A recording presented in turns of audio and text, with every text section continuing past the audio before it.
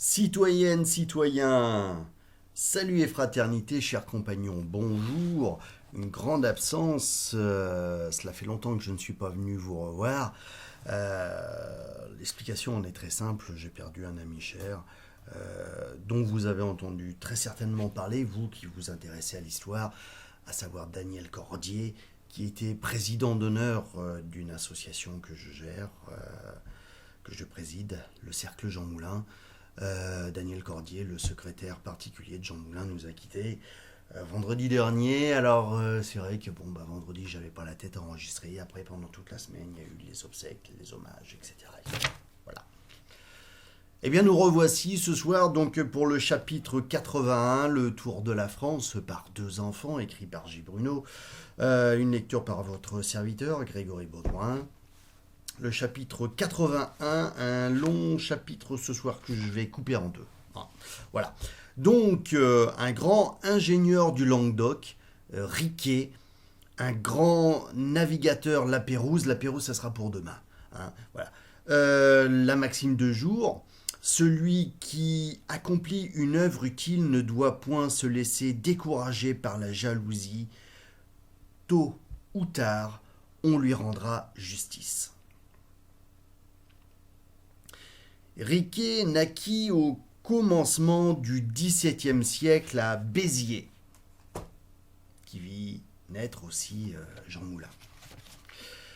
L'idée qui le préoccupa pendant toute sa vie fut celle d'établir un canal entre l'océan et la Méditerranée, et d'unir ainsi les deux mers. Mais entre l'océan et la Méditerranée, on rencontre une chaîne de montagnes qui s'élève comme une haute muraille. Les Cévennes ou les montagnes noires. Comment faire franchir cette chaîne de montagnes par un canal? Tel était le problème que Riquet se posait depuis longtemps. Un jour, dit-on, il était dans la montagne, sur le col de Naurouz, qui sépare le versant de l'océan et le versant de la Méditerranée. Là, regardant les plaines qui s'étendaient à sa droite et à sa gauche, il pensait encore à ses projets. Tout d'un coup, un ruisseau qui coulait à ses pieds vers l'océan rencontra un obstacle, se trouva refoulé et se mit à descendre du côté opposé, vers la Méditerranée. Cette vue frappa l'esprit de Riquet comme un trait de lumière. Et c'est bien sûr, dirait l'autre. Oh, se dit-il, c'est ici la ligne de partage des eaux. Si je pouvais amener assez d'eau à cet endroit où je suis, je pourrais ainsi alimenter à la fois les deux côtés d'un canal, allant par ici à l'océan et par là à la Méditerranée. Alors, Riquet se mit à l'œuvre. Il explora les montagnes de tous côtés, découvrit des sources qui coulaient sous les rochers, fit des plans de toutes sortes, et enfin trouva la quantité d'eau nécessaire pour alimenter le canal qu'il projetait. Il alla proposer ses plans au grand homme qui était alors ministre, à savoir Colbert, dont on vous parlera plus tard. On vous en parlera plus tard. Colbert comprit l'importance de l'idée de Riquet. Avec son aide, Riquet commença cette entreprise qui pour l'époque, était gigantesque. Mais que d'obstacles il eut à surmonter, que d'obstacles. Il n'avait pas les titres d'ingénieur et il était l'objet de la jalousie des ingénieurs, de ceux-ci, sans cesse. Sans cesse, il rencontra leur opposition. Il fut même forcé de faire percer secrètement, une montagne que ces derniers avaient déclarée Impossible à percer. Impossible à percer. Il fit aussi construire de vastes réservoirs où vient s'accumuler l'eau des montagnes. Pour cela, il barra, avec un mur énorme, un vallon où vont de toutes parts se rendre les eaux. De ces réservoirs, l'eau jaillit avec un bruit de tonnerre. Elle arrive ensuite au col de Naurouz, et de là, elle redescend doucement vers les deux mers, retenue tout au long de son chemin par des écluses qu'on ouvre et qu'on referme pour laisser passer les bateaux. Riquet, fatigué par son immense travail et par toutes les contrariétés qu'il avait subies, hélas, mourut 6 mois avant l'achèvement de son entreprise. Mais elle fut alors continuée et menée à bonne fin par ses 2 fils. Plus tard, la France a su rendre justice à Paul Riquet et a chargé le célèbre sculpteur David d'Angers de lui élever une statue dans sa ville natale. Julien avait lu avec attention la vie de Riquet. Oh, je suis content de savoir l'histoire de ce beau canal qui a été si difficile à creuser et où notre bateau passe si facilement aujourd'hui. Et je m'en vais, pendant notre voyage, regarder ces grands travaux tout au long de la route. Voyons maintenant ce qui vient à la suite. Eh bien, je continue, malgré ce que j'avais dit. Voilà.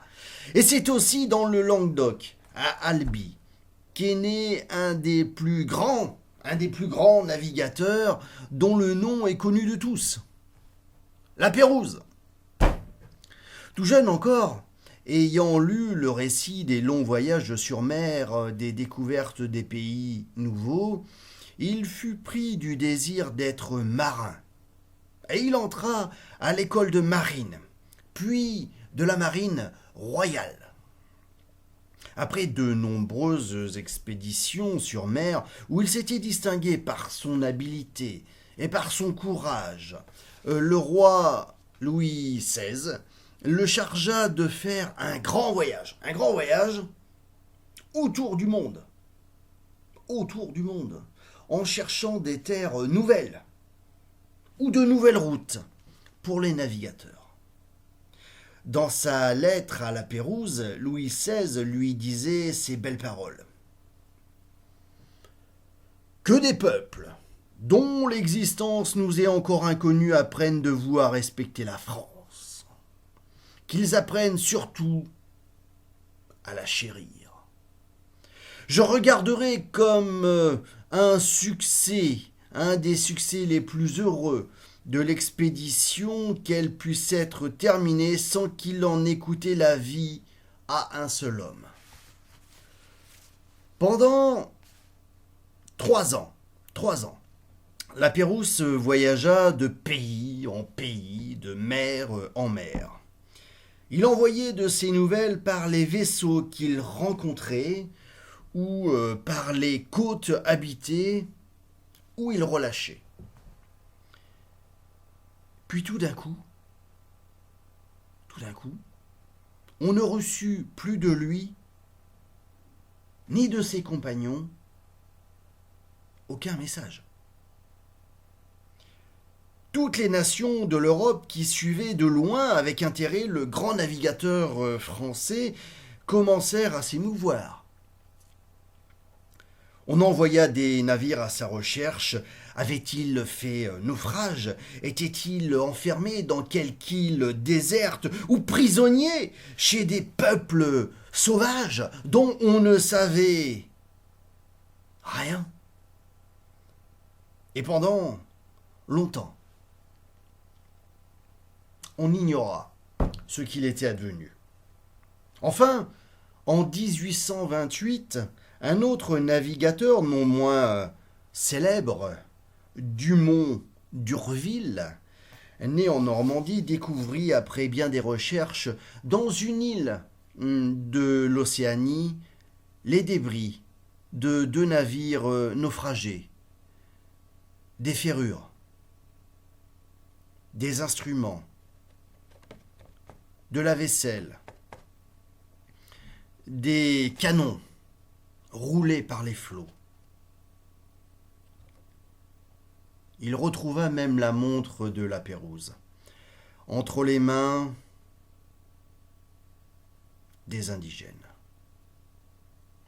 Il interrogea ces derniers qui lui répondirent qu'autrefois, une tempête furieuse avait brisé 2 navires, la nuit, sur les rochers de l'île.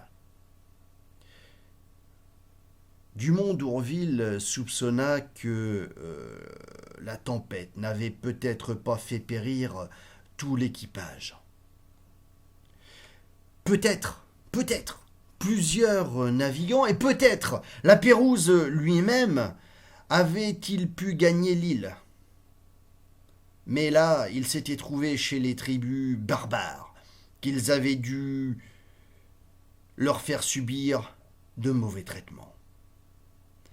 D'Urville éleva sur le rivage désert de l'île bordé d'écueils un mausolée qui rappelle le souvenir du malheureux La Pérouse. Alors, bien sûr, plusieurs gravures. Donc la première gravure ce soir, la voici, la voilà. Donc il se dit ingénieur des ponts et chaussées levant un plan. L'ingénieur placé à droite mesure l'élévation du terrain à l'aide d'un instrument appelé un niveau d'eau. Pour cela, il regarde à travers cet instrument la mire que tient l'homme placé dans le fond. Celui-ci qui est penché vers la terre mesure la superficie du terrain. À l'aide d'une longue chaîne dite chaîne d'arpenteur. Salutations à mon ami Sébastien Moulier. Voilà, la deuxième. Réservoir d'eau pour le canal du Midi. Pour retenir l'eau et la distribuer avec mesure, on a imaginé depuis longtemps de construire de grands réservoirs. Dans le canal du Midi, on a fermé des vallées par d'énormes murailles. L'eau se trouve ainsi emprisonnée entre la montagne et le mur. Ce sont des barrages, hein. Et en s'écoulant par une cascade ou par de grands robinets, elle alimente le canal été comme hiver. Eh bien, le voici. La Pérouse. La Pérouse, née à Albi en 1741, mourut vers l'année 1788 aux environs des îles Vanikoro. Et la dernière gravure, que voici, funeste. Sauvage de l'Océanie. Sauvage de l'Océanie. Une grande partie des îles de l'Océanie est peuplée par des sauvages de race malaise. Ils ont le teint d'un rouge de brique foncé, le nez court et gros. J'adore l'anthropomorphisme de l'époque. La bouche très large, les yeux bridés, les cheveux noirs. Ils sont habiles marins et se hasardent au loin sur leurs pirogues d'écorce. Ils assaillent et pillent les vaisseaux que la tempête jette sur leurs côtes. Plusieurs sont même anthropophages.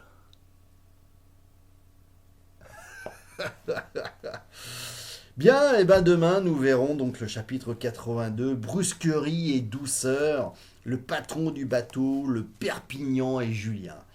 D'ici là, portez-vous bien, hein, faites toujours attention avec cette saloperie de Covid.